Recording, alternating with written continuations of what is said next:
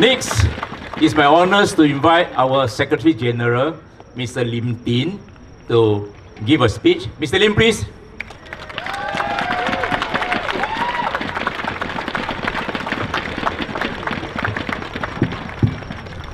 Voters of Sembawang GRC, I am very pleased and honored to be speaking with all of you tonight at the invitation of our Sembawang GRC team. You just heard a very fiery and feisty speech from my colleague, Catherine. She may be young, only 26 years old, but don't you agree that if she goes into Parliament and be your Member of Parliament, she will be a much better Member of Parliament than 90% of those PAP MPs?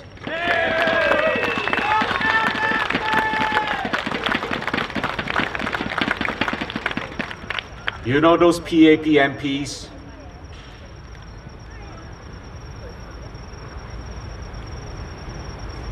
Some of them hardly spoke a word in the 4 years of the last Parliament. You can go onto the net and you can check their attendance and how many times they spoke in Parliament. But you know, in the run-up to this election, the PAP were trying to convince us that managing the estate was the real issue in this election. Ladies and gentlemen, the town council issue was an imaginary issue dreamt up by the PAP to fight this election. It was not a real issue. Maybe they had an issue with the Workers' Party in Aljunied, but you think for the rest of Singapore the town issue was a real issue? It was nonsense. And now, after 4 to 5 days of the campaign, they tell Singaporeans, okay, now we are going to switch to discussing national issues. That's right, it's too late. And even when they discuss national issues, you know what are the national issues they are discussing? They have gone back to their bad old ways of fear-mongering. And chief among them, the cheerleader of this argument, is none other than Mr. Koh Boon Wan.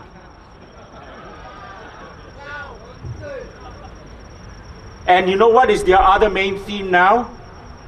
Leadership renewal. Ladies and gentlemen, those of you who are old enough, and I'm old enough, wasn't this exactly the same PAP message from back in the 1980s? Telling Singaporeans that if they did not vote for the PAP, the whole country will collapse. And do you remember 4 years ago, Lee Kuan Yew told the voters of Aljunied, if you vote in the opposition, you'll have 5 years to repent. Well, you ask the Aljunied voter today whether they are repenting. I'm sure the outcome, I'm sure the result will be known in a few days' time. But, ladies and gentlemen, let us come back to discussing national issues. And you hear Singaporeans discuss about a lot of issues. And the real national issues are issues such as Singaporeans losing jobs to foreigners. It is about the government's breach of their promise to return CPF personal life savings. It is about the relentless rising cost of living. And it is about overpopulation. But if I can distill a principle from all these issues, my fellow Singaporeans, why are Singaporeans dissatisfied today? You ask yourself. Singaporeans are dissatisfied because they don't think that their government is on their side. Singaporeans today feel that their government is working against them and not for them. Let us take the CPF issue, which I want to discuss tonight. You know, the other day the Prime Minister said, opposition parties will never tell you that on a retirement account, your CPF earns you 6%. Much better than you putting your money in UOB or DBS. I think those were his words. All right? To my knowledge, I think on the ordinary account, correct me if I'm wrong, your CPF earns between 2.5% to 4%. Ladies and gentlemen, let me tell you something. Even at 6%, it is nothing to shout about. You take the superannuation funds in Australia, the equivalent of our CPF funds, retirement funds. These are funds that manage Australian money for their retirees. 3 years ago, those funds return on average at least 16%. 16%. 2 years ago, when the world economy was not doing so well, those funds returned 13%. And last year, those funds returned at least 8.5%. You tell me, is the 2.5% to 4% your CPF is earning you up to international standards?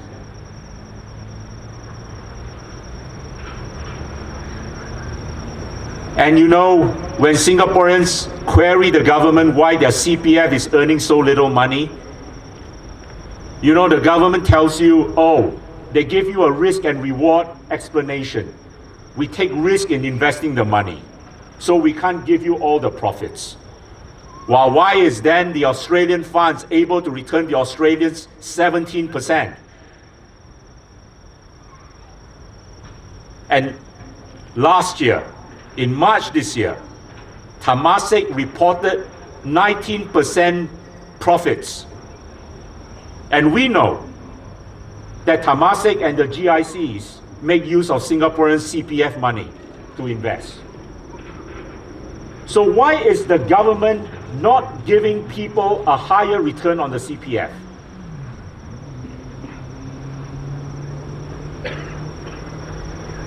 If the government is concerned about Singaporeans in retirement, and they want Singaporeans to lead a dignified life, a comfortable life, you know what?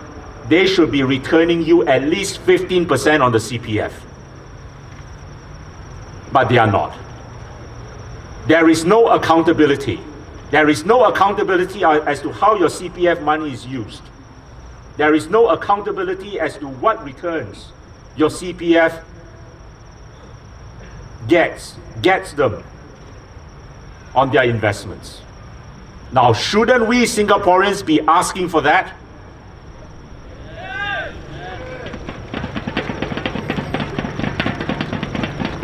But no questions such as these are ever asked in Parliament. And you know, at the beginning of this election, Goh Chok Tong told Singaporeans, there's no need for opposition. PAP can do a self-check. That is what you get, ladies and gentlemen, when you have no opposition in Parliament and you allow the PAP to do a self-check.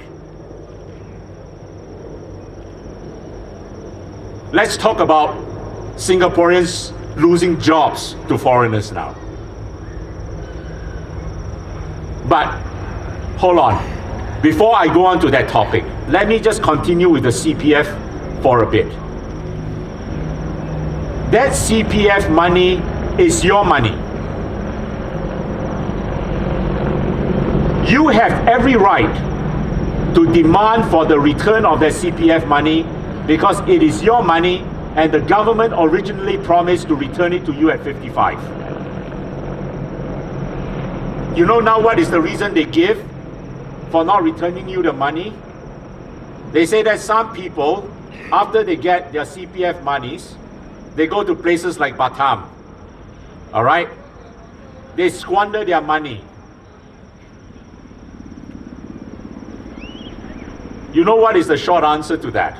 But I'll give you a better answer, a better solution to their claim. And they never give you figures to show how many of these Singaporeans actually squander the money. All right? Is it 100 Singaporeans? 1,000 Singaporeans? I bet you that number is less than 5% of all CPF account holders. So you are allowing 5% of Singaporeans whom you regard as people who can't manage their own money to penalize the other 95%. But even if they are right, ladies and gentlemen, the CPF money is your money. You have every right to do whatever you want with that money.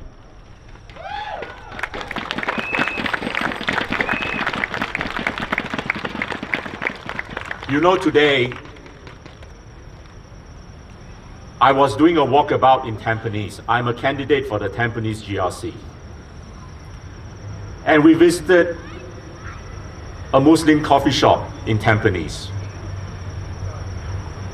And a Muslim elderly man spoke with me. He's in his 60s already. And he said, you know, I want to go on the Hajj, but I have no money to go on the Hajj. The Hajj is the most important thing in my life.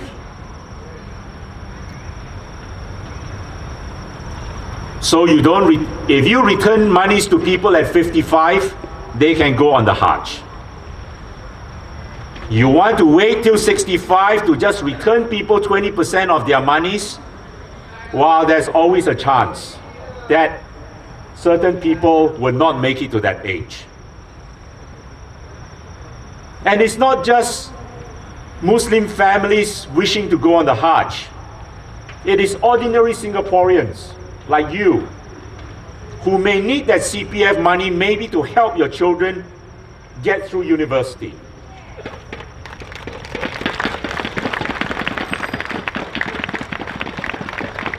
And you know, a few weeks ago when we were doing a walkabout at Admiralty, I came across a gentleman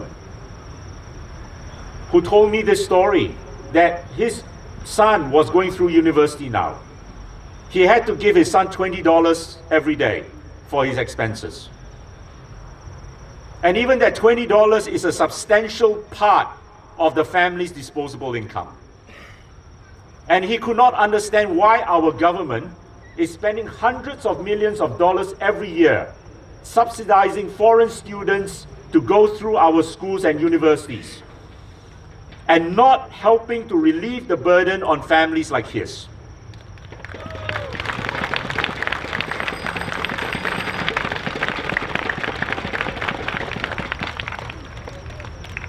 So, ladies and gentlemen, when the government talks about national issues, what national issues are they talking about? They are not addressing the issues that are facing Singaporeans today. They gloss over it. They don't want to talk about it. All you get are platitudes from the Prime Minister. No one will be left behind. You know where that phrase comes from. That phrase comes from George Bush in 2001 when he introduced a law called No Child Left Behind. And so now that has become the favorite phrase of the PAP, no one is left behind. I'm telling you, my fellow Singaporeans, a lot of Singaporeans are being left behind today under their policies.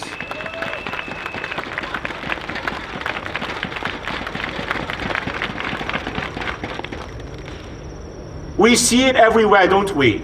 We see how in McDonald's, our elderly people are having to work as cleaners, as janitors. We see in the cardboard collectors. And you know what is the greatest insult? When a minister says that they are doing it for exercise, to supplement their income.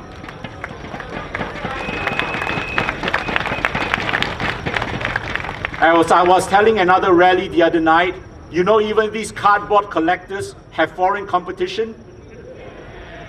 because foreign citizens or foreign PRs compete with them to collect the cardboards. And our ministers don't realize this because their jobs must be one of the few in our economy that is not open to foreign competition.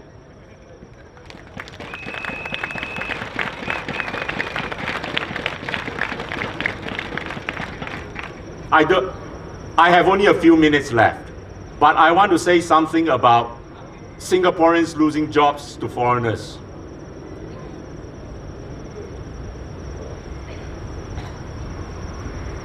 You know, ladies and gentlemen, in any first world country, you will never have this phenomenon of a citizen of the country losing a job to a foreigner. Never. You go to America, you go to Europe, you go to Britain, you go to Japan, you see whether as a foreigner you can take away a job of the indigenous people of that country.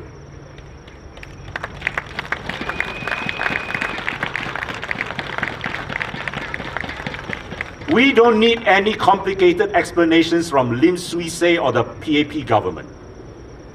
The solution is simple. Yes, we acknowledge that there will be instances, there will be many cases where foreigners are required to fill jobs in our economy. But the solution, ladies and gentlemen, surely is give priority to the Singaporean first.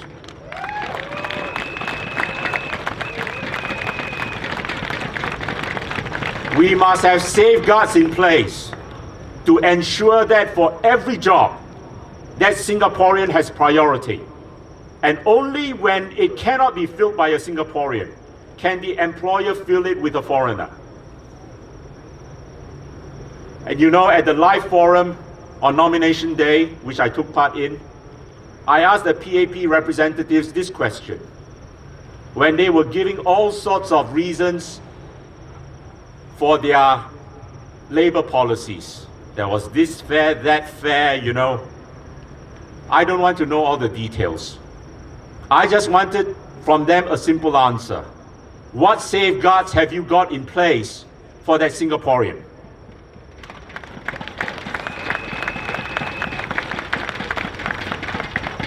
And there was no answer, because there are no safeguards. Absolutely zero safeguards.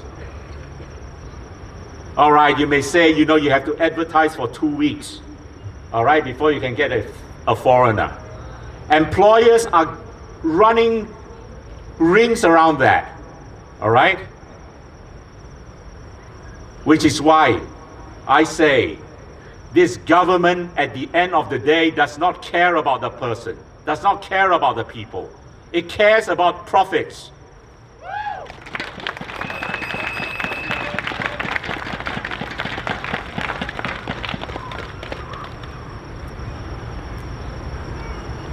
But ladies and gentlemen, we can make a change. We can vote for government to be on our side. On the 11th of September, you are the one in control. Never forget that. You are not powerless. Don't let all this fear-mongering get to you. On the 11th of September, you are the ones who will decide the future of Singapore. You are the ones who will decide whether our children have a better future than their parents, or whether our children will be the first generation of Singaporeans to have a lesser future.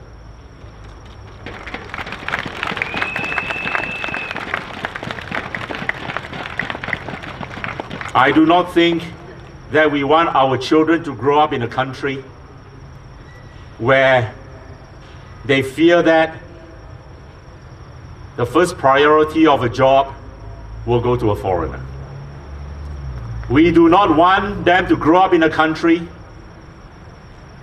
where we often have to tell them, your father lost a job to a foreigner.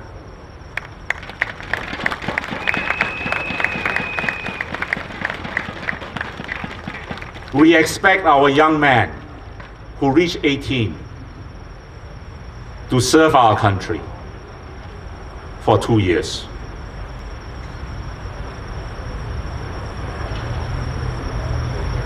I don't think,